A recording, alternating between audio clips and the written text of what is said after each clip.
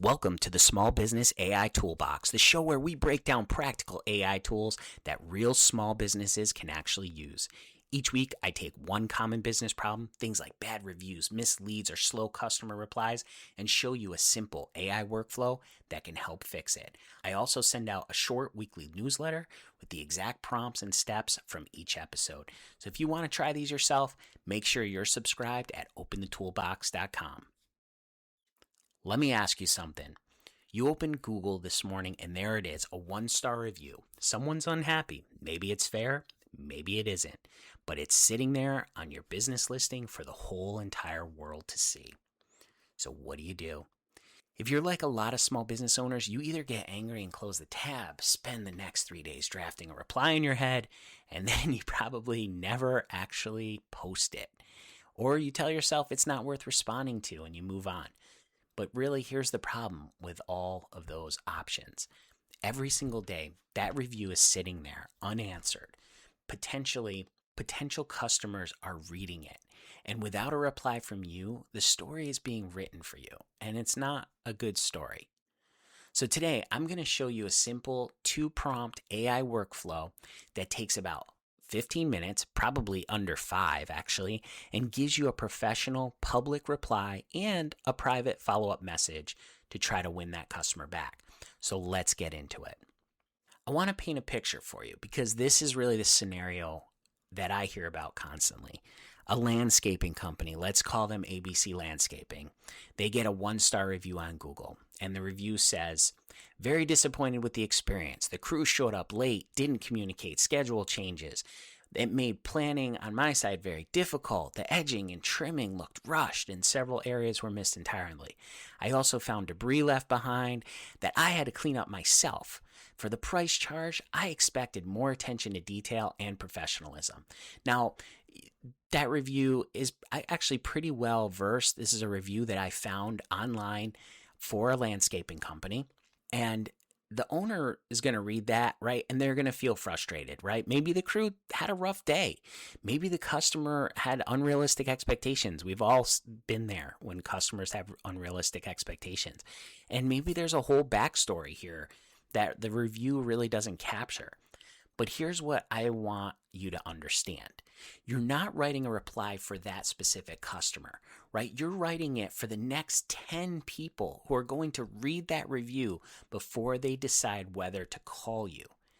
And those 10 people don't know your side of the story. They don't know your crew. They don't know that you've been in business for 12 years with a great track record.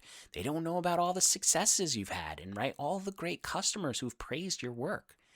And all they see is that complaint. And if you don't respond, they're going to see a business that either doesn't care or doesn't know how to handle problems. And the real cost of ignoring a bad review, it's really not just that one unhappy customer. It's every future customer who never calls. So why do so many small business owners leave reviews unanswered? It's not because we don't care, right? It's usually one of these 3 things. First, the emotional part. When someone criticizes our work that we take pride in, it's personal. And when something feels personal, it's really hard to respond professionally. Most owners know they shouldn't fire back, but they also can't figure out how to respond calmly, so they don't respond at all. Second, there's no system. Big companies have marketing teams who handle that stuff. Small businesses don't. There's no templates. There's no process. No one whose job it is to monitor and respond to reviews, right? And third part of that, honestly, there's just not enough time. We're running jobs. We're managing staff, dealing with supplier issues, scheduling problems, a customer who wants a quote by the end of the day. Sitting down to craft the perfect reply to a bad review just doesn't feel as urgent as all those other things, until it's costing us business. So here's where AI becomes genuinely practical and useful, okay? We're going to be talking about ChatGPT, and we're talking about the free version here. Nothing fancy. You can write a calm, professional business approach, public reply in under 2 minutes, okay? So, and I want to be clear about what I'm saying. You're not handing over your reputation to a robot. You're using AI to get a strong first draft that's going to remove the emotion from the equation. you're still going to read it, you're still going to adjust it if needed, and you're still going to post it yourself. Okay. But instead of staring at a blank screen for 3 days, you've got something solid to work with in under 2 minutes. And then I'm also going to talk about a second prompt, which is also equally important. And that generates a private follow up message that you can send directly to the customer. It's not the public part of it, but a personal outreach that says, hey, I saw your review. I want to make it right. Here's what I'd like to do. Okay. The second message is where you actually might win the customer back. And if you're in the landscaping business, that customer could be worth $300 to $800 in job value. So it's not nothing. Let me walk you through next exactly how to do this. So step one, you're going to open ChatGPT. Free account is perfectly fine. Like I said, if you don't have one, go to chat.openai.com and it takes about 2 minutes to sign up. Okay. You're going to go to your review. You're going to copy the full text of the bad review, the exact words the customer used, and you're going to paste it into ChatGPT with this prompt that I'm going to give you. Okay. And you're going to run the public reply prompt. And it's basically going to tell ChatGPT, it's going to tell the AI that you want them to write you a calm, professional public reply for a landscaping business. Okay. And once you do this, you're going to get back a response. It's going to be calm, professional, right? There's not going to be any emotion in it. Then you're going to review that, and then you can decide if you need to modify it or what you want to do before you post it back onto Google or wherever that review was. So here's the prompt. I'm going to go through it quickly. It's a long prompt, okay? Like I said, it's going to be down in the show notes. You also can get it in the newsletter, the weekly newsletter that we send out. But here's what the prompt says. You're helping me. If you're getting value from this, I built something for you. It's called the AI Quick Win Checklist for small business owners. It takes about 10 minutes and helps you identify exactly where AI can save you the most time across email, customer service, marketing, operations, and sales. Wherever you check the most boxes, that's your biggest opportunity. And each section includes one quick win you can implement this week. It's free. Go to openthetoolbox.com. That's OPENTHETOOL box.com.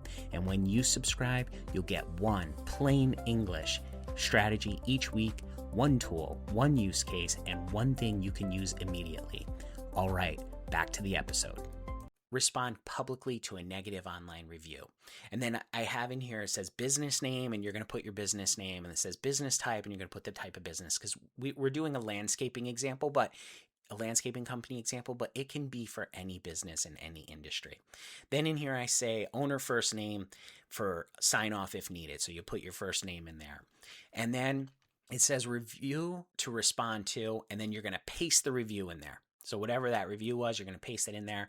And then the prompt says, write a public response that sounds like a real owner, warm, human, calm, maintains emotional control, quiet confidence, right? You're kind of giving the AI a persona of what to do when responding.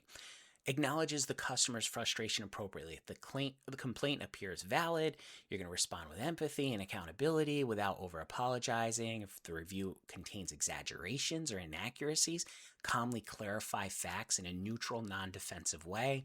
Don't validate false claims. Don't accuse the reviewer of lying. Avoid point-by-point rebuttals, right? There's all these like few things in here. Avoid sounding corporate or scripted or sarcastic or reactive. Reaffirm standards, policies, or values matter-of-factly when helpful, and then use 3 to 5 sentence maximum, right? We don't want to write a giant story.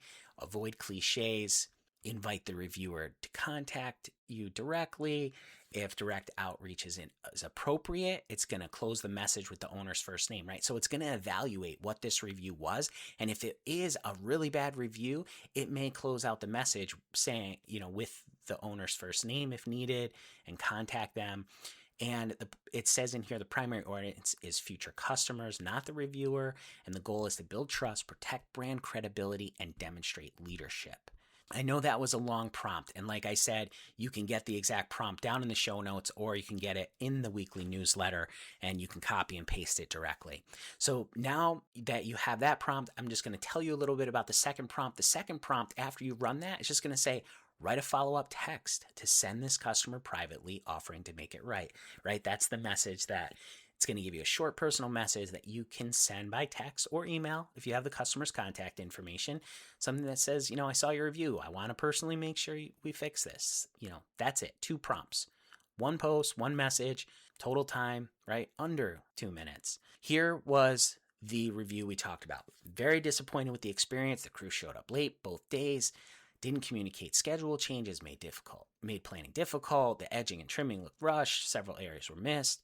I also found debris left behind. I had to clean up myself. For the price charge, I expected more attention to detail and professionalism, right? That was the review we had talked about earlier. Now, I put that into ChatGPT. I put that in there with the prompt. Just like I said, I put in that the person's name was Pete. The person that owns the business name is Pete. I put in there that it's ABC Landscaping. It's a landscaping business. This is what it responded. I'm really sorry to hear this was your experience. Showing up on time, communicating clearly, and leaving a property clean and well finished are basic standards we hold ourselves to, and it's frustrating to hear we fell short for you. I appreciate you sharing the feedback. It helps us tighten up our processes and make sure the details don't get missed. If you're open to it, I'd value a chance to connect and make this right. And in this case, it said, signed Pete. Now, that is a very non-emotional, very specific response. If I'm the next customer reading that, I'm looking at that going, wow, okay, they have standards. They appreciated the feedback. They're looking to make it better. Very, very good response. Now I follow that up. I put the next line in there. I say, write a follow-up text to send this customer privately, offering to make it right. You may not want to do that. That may not be your plan. Maybe you don't need to make it right. Maybe it's just a response. But if you do, you have that option. And this is what ChatGPT came back with. It said, hi, this is Pete from ABC Landscaping.